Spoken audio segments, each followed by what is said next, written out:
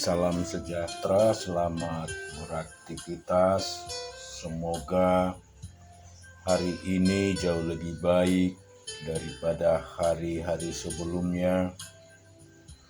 Berkat Tuhan senantiasa berkelimpahan di dalam kehidupan kita. Kita selalu renungkan firman Tuhan.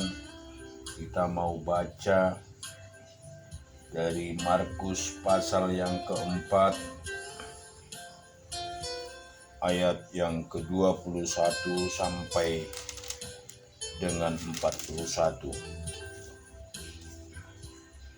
Lalu Yesus berkata kepada mereka, "Orang membawa pelita bukan supaya ditempatkan di bawah gantang atau di bawah tempat tidur, melainkan supaya ditaruh di atas kaki dian.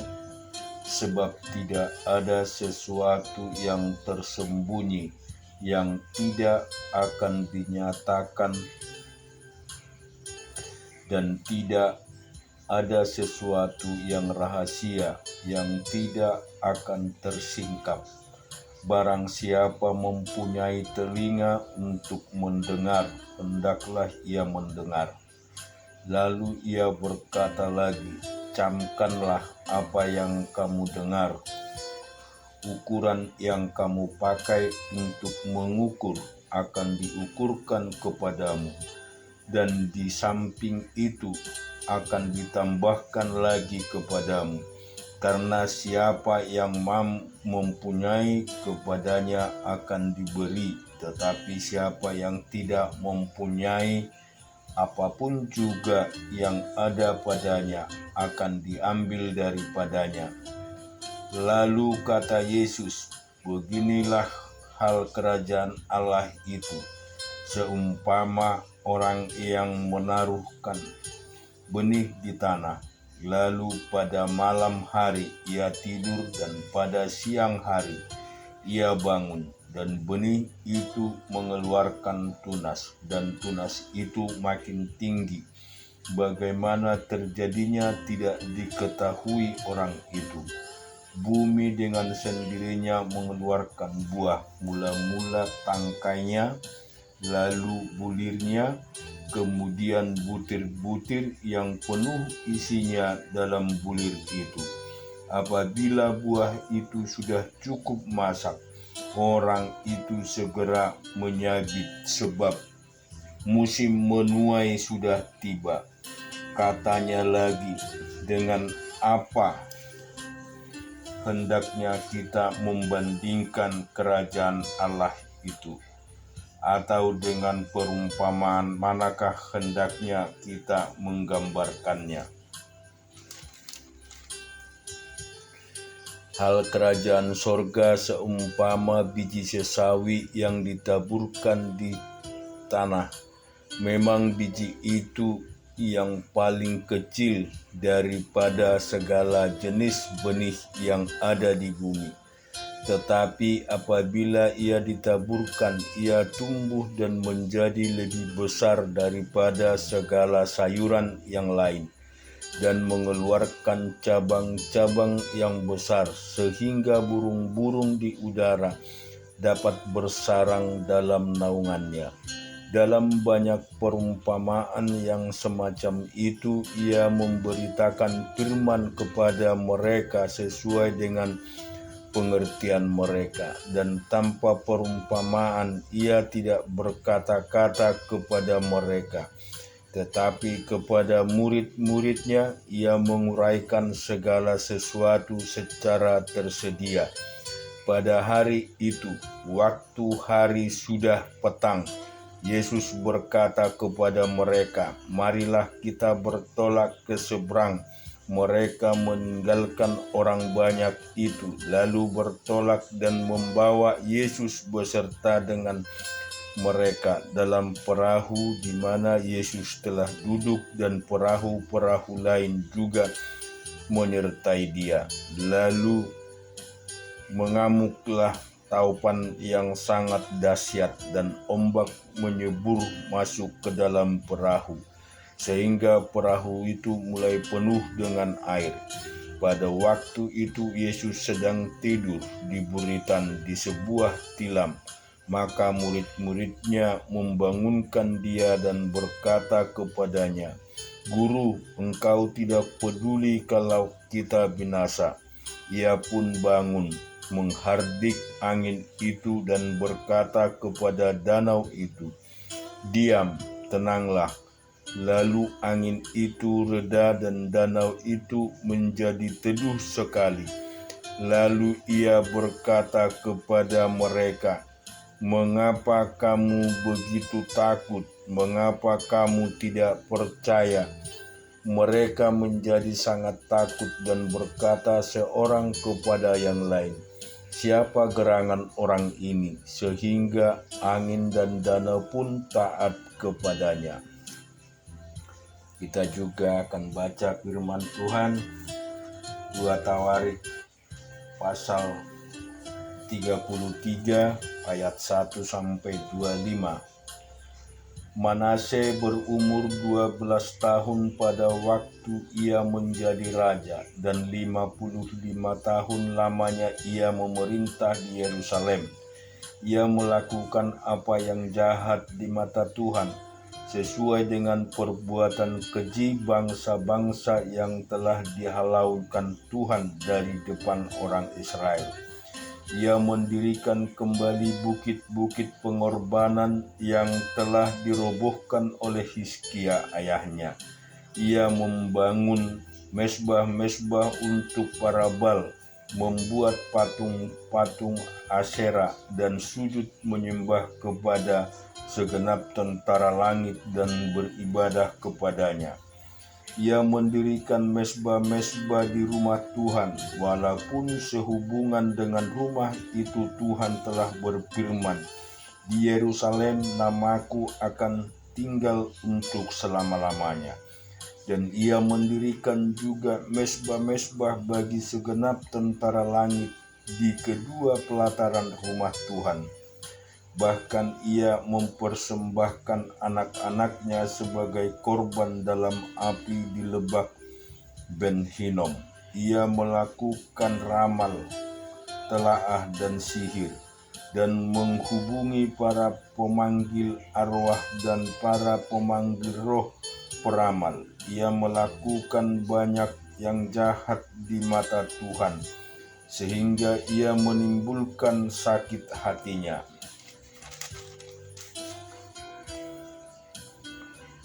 Ia menaruh juga patung berhala yang telah dibuatnya dalam rumah Allah, walaupun Allah telah berfirman kepada Daud dan kepada Salomo anaknya, "Dalam rumah ini dan di Yerusalem yang telah kupilih dari antara segala suku Israel, aku akan menaruh namaku untuk selama-lamanya. Aku tidak akan membuat pula orang Israel berjejak keluar dari tanah yang telah kutentukan untuk nenek moyangmu, asal saja mereka melakukan dengan setia segala yang telah kuperintahkan kepada mereka dengan perantaraan Musa, yakni segala hukum, ketetapan, dan peraturan." Tetapi Manase menyesatkan Yehuda dan penduduk Yerusalem, sehingga mereka melakukan yang jahat lebih daripada bangsa-bangsa yang telah dipunahkan Tuhan dari depan orang Israel. Kemudian berfirmanlah Tuhan kepada Manase dan rakyatnya, tetapi mereka tidak menghiraukannya. Oleh sebab itu Tuhan mendatangkan kepada mereka panglima-panglima tentara Raja Asyur, yang menangkap Manase dengan kaitan, membelenggunya dengan rantai tembaga, dan membawanya ke Babel. Dalam keadaan yang terdesak ini, ia berusaha melunakkan hati Tuhan Allahnya. Ia sangat merendahkan diri di hadapan Allah nenek moyangnya, dan berdoa kepadanya, maka Tuhan mengabulkan doanya dan mendengarkan permohonannya. Ia membawanya kembali ke Yerusalem dan memulihkan kedudukannya sebagai raja, dan Manasye mengakui bahwa Tuhan itu Allah. Kemudian ia mendirikan tembok luar pada kota Daud di sebelah barat Gihon di lembah sampai dengan pintu gerbang ikan mengelilingi Opel. Tembok itu dibuatnya sangat tinggi. Ia menempatkan juga panglima-panglima perang di setiap kota kubu di Yehuda. Ia menjauhkan allah-allah asing dan berhala dari rumah Tuhan, juga segala mezbah yang didirikannya di atas gunung rumah Tuhan dan di Yerusalem, dan membuangnya ke luar kota. Ia menegakkan kembali mezbah Tuhan, mempersembahkan korban keselamatan dan korban syukur di atas, menyerukan kepada Yehuda untuk beribadah kepada Tuhan Allah Israel.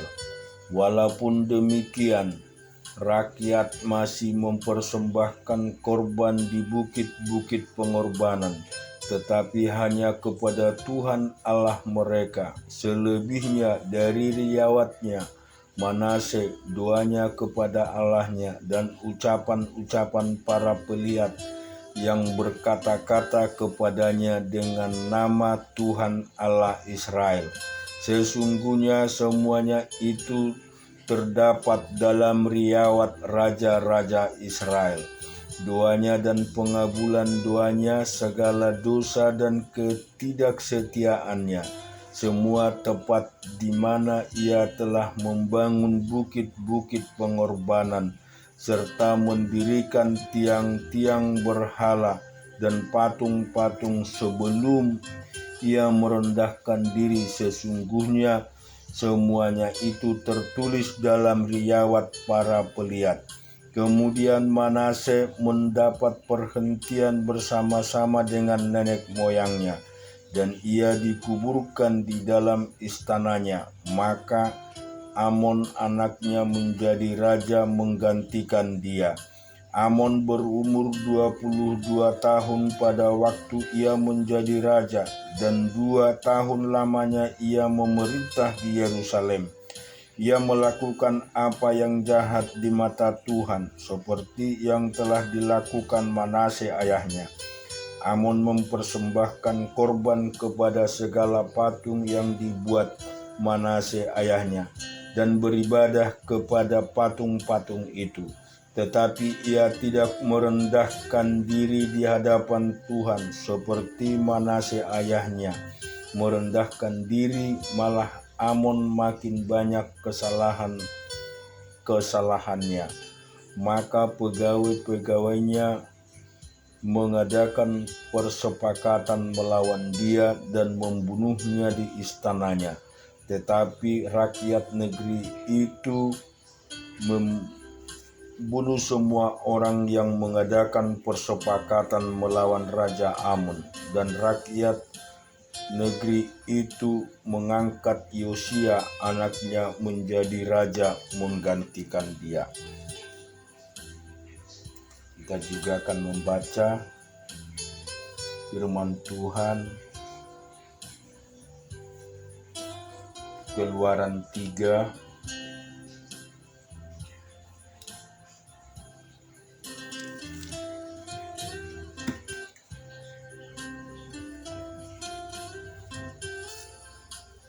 ayat 1 sampai dengan 22. Adapun Musa, ia bisa menggembalakan kambing domba Yitro mertuanya, imam di Midian, sekali ketika ia menggiring kambing domba itu ke seberang padang gurun. Sampailah ia ke gunung Allah, yakni gunung Herok. Lalu malaikat Tuhan menampakkan diri kepadanya di dalamnya.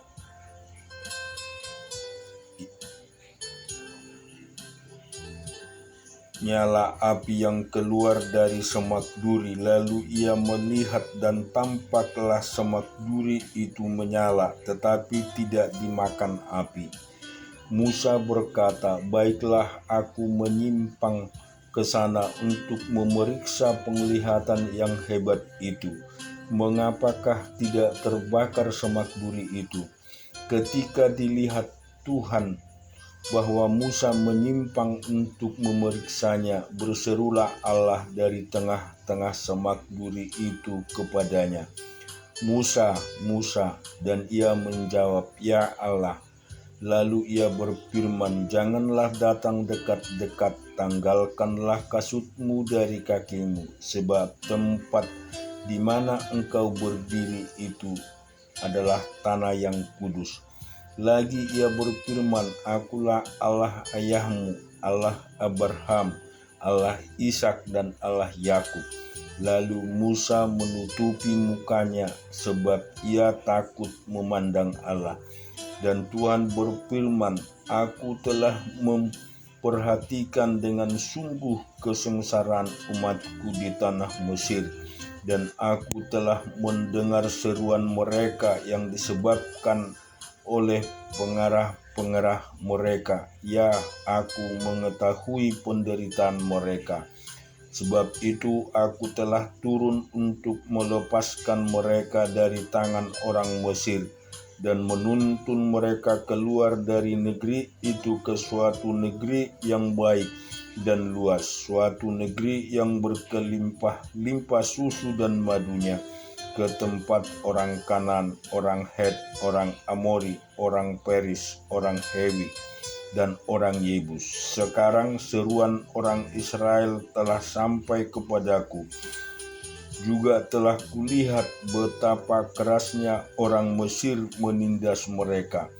Jadi sekarang pergilah, aku mengutus engkau kepada Firaun untuk membawa umatku orang Israel keluar dari Mesir." Tetapi Musa berkata kepada Allah, "Siapakah aku ini? Maka aku yang akan menghadap Firaun dan membawa orang Israel keluar dari Mesir." Lalu firman-Nya, "Bukankah aku akan menyertai engkau? Inilah tanda bagimu bahwa aku mengutus engkau. Apabila engkau telah membawa bangsa itu keluar dari Mesir, maka kamu akan beribadah kepada Allah di gunung ini." Lalu Musa berkata kepada Allah, "Tetapi apabila aku mendapatkan orang Israel dan berkata kepada mereka, 'Allah nenek moyangmu telah mengutus aku kepadamu,' dan mereka bertanya kepadaku, 'Bagaimana tentang namanya? Apakah yang harus kujawab kepada mereka?' Firman Allah kepada Musa, 'Aku adalah Aku.' Lagi firman-Nya, 'Beginilah kau katakan kepada orang Israel itu, Akulah Aku telah mengutus aku kepadamu.' Selanjutnya berfirmanlah Allah kepada Musa, 'Beginilah kau katakan kepada orang Israel, Tuhan Allah nenek moyangmu, Allah Abraham, Allah Ishak dan Allah Yakub telah mengutus aku kepadamu. Itulah namaku untuk selama-lamanya, dan itulah sebutanku turun-temurun. Pergilah, kumpulkanlah para tua-tua Israel, dan katakanlah kepada mereka, Tuhan Allah nenek moyangmu, Allah Abraham, Ishak dan Yakub telah menampakkan diri kepadaku serta berfirman, Aku sudah mengindahkan kamu juga apa yang dilakukan kepadamu di Mesir. Jadi aku telah berfirman, Aku akan menuntun kamu keluar dari kesengsaraan di Mesir menuju ke negeri orang Kanan, orang Het, orang Amori, orang Peris, orang Hewi, dan orang Yebus, ke suatu negeri yang berlimpah-limpah susu dan madunya. Dan bila mana mereka mendengarkan perkataanmu maka engkau harus beserta para tua-tua Israel pergi kepada Raja Mesir dan kamu harus berkata kepadanya, Tuhan Allah orang Ibrani telah menemui kami, oleh sebab itu izinkanlah kiranya kami pergi ke padang gurun 3 hari perjalanan jauhnya mempersembahkan korban kepada Tuhan Allah kami. Tetapi aku tahu bahwa Raja Mesir tidak akan membiarkan kamu pergi kecuali dipaksa oleh tangan yang kuat. Tetapi aku akan mengacungkan tanganku dan memukul Mesir dengan segala perbuatan yang ajaib yang akan kulakukan di tengah-tengahnya.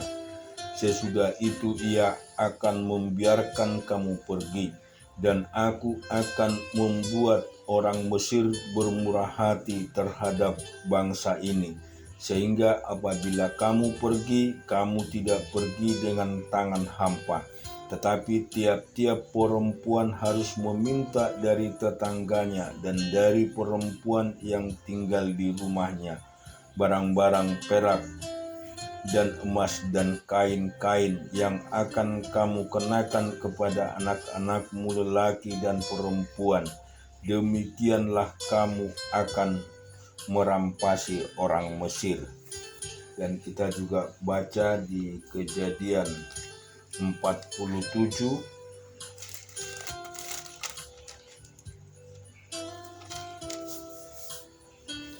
Kemudian pergilah Yusuf memberitahukan kepada Firaun, ayahku dan saudara-saudaraku beserta kambing domba lembu sapinya dan segala miliknya telah datang dari tanah Kanaan, dan sekarang mereka ada di tanah Gosen. Dari antara saudara-saudaranya itu dibawanya 5 orang menghadap Firaun. Firaun bertanya kepada saudara-saudara Yusuf itu, apakah pekerjaanmu? Jawab mereka kepada Firaun, hamba-hambamu gembala domba, baik kami maupun nenek moyang kami. Lagi kata mereka kepada Firaun, kami datang untuk tinggal di negeri ini sebagai orang asing, sebab tidak ada lagi padang rumput untuk kumpulan ternak hamba-hambamu ini, karena hebat kelaparan itu di tanah Kanaan. Maka sekarang izinkanlah hamba-hambamu ini menetap di tanah Gosen. Lalu berkatalah Firaun kepada Yusuf, ayahmu dan saudara-saudaramu telah datang kepadamu. Tanah Mesir ini terbuka untukmu. Tunjukkanlah kepada ayahmu dan kepada saudara-saudaramu tempat menetap di tempat yang terbaik dari negeri ini. Biarlah mereka diam di tanah Gosen. Dan jika engkau tahu di antara mereka orang-orang yang tangkas, tempatkanlah mereka menjadi pengawas ternakku. Yusuf membawa juga Yakub ayahnya menghadap Firaun. Lalu Yusuf memohonkan berkat bagi Firaun.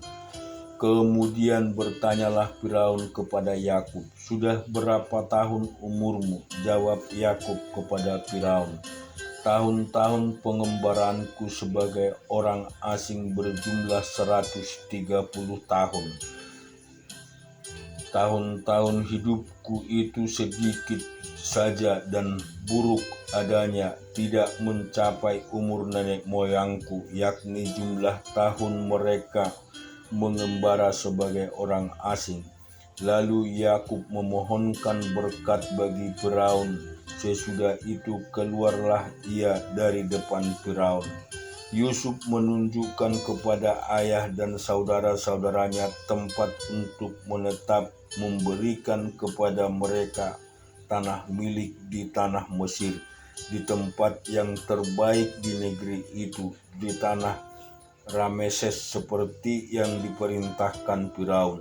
Dan Yusuf memelihara ayahnya, saudara-saudaranya, dan seisi rumah ayahnya dengan makanan menurut jumlah anak-anak mereka. Di seluruh negeri itu tidak ada makanan, sebab kelaparan itu sangat hebat, sehingga seisi tanah Mesir dan tanah Kanaan lembah lesu mereka kelaparan itu. Maka Yusuf mengumpulkan segala uang yang terdapat di tanah Mesir dan di tanah Kanaan, yakni uang membayar gandum yang dibeli mereka, dan Yusuf membawa uang itu ke dalam istana Firaun. Setelah habis uang itu tanah Mesir dan tanah Kanaan, datanglah semua orang Mesir menghadap Yusuf serta berkata, "Berilah makanan kepada kami, mengapa kami harus mati di depanmu, sebab tidak ada lagi uang?" Jawab Yusuf, "Jika tidak ada lagi uang, berilah ternakmu, maka aku akan memberi makanan kepadamu sebagai ganti ternakmu itu." Lalu mereka membawa ternaknya kepada Yusuf, dan Yusuf memberi makanan kepada mereka ganti kuda, kumpulan kambing domba, dan kumpulan lembu sapi dan keledainya. Jadi disediakannya lah bagi mereka makanan ganti segala ternak yang pada tahun itu. Setelah lewat tahun itu, datanglah mereka kepadanya pada tahun yang kedua, serta berkata kepadanya, "Tidak usah kami sembunyikan kepada tuanku bahwa setelah uang kami habis dan setelah kumpulan ternak kami menjadi milik tuanku, tidaklah ada lagi yang tinggal yang dapat kami serahkan kepada tuanku selain badan kami dan tanah kami. Mengapa kami harus mati di depan matamu, baik kami maupun tanah kami? Berilah kami dan tanah kami sebagai ganti makanan, maka kami dengan tanah kami akan menjadi hamba kepada Firaun. Berikanlah benih supaya kami hidup dan jangan mati, dan supaya tanah itu jangan menjadi tandus." Lalu Yusuf membeli segala tanah orang Mesir untuk Firaun, sebab orang Mesir itu masing-masing menjual ladangnya, karena berat kelaparan itu menimpa mereka. Demikian negeri itu menjadi milik Firaun, dan tentang rakyat itu diperhambakannya lah mereka di daerah Mesir dan ujung yang satu sampai ujung yang lain. Hanya tanah para imam tidak dibelinya, sebab para imam mendapat tunjangan tetap dari Firaun, dan mereka hidup dari tunjangan itu. Itulah sebabnya mereka tidak menjual tanahnya.